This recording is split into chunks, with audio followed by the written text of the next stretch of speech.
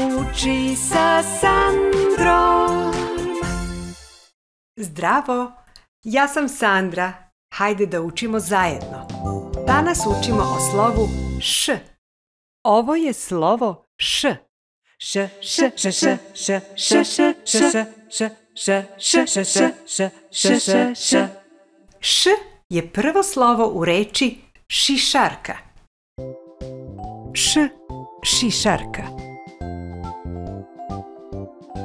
Š, šešir.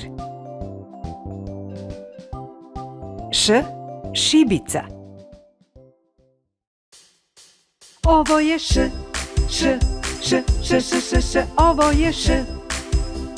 Slovo Š, ovo je Š, Š, Š, Š, Š, Š, Š, ovo je Š. Slovo Š. Š je 25. slovo abecede. Kada izgovaramo glas Š, vrh jezika podignemo gore, ali tako da ne dotiče gornje nepce, već da je jezik slobodan i kada vazduh prolazi, šušti.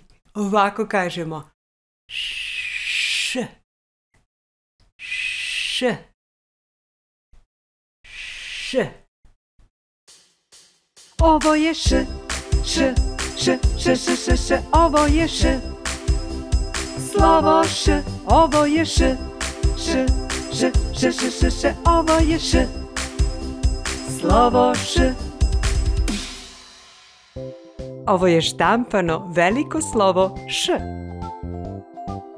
Ovako izgleda štampano malo slovo Š. Ovo je pisano veliko slovo Š. A ovako izgleda pisano malo slovo Š.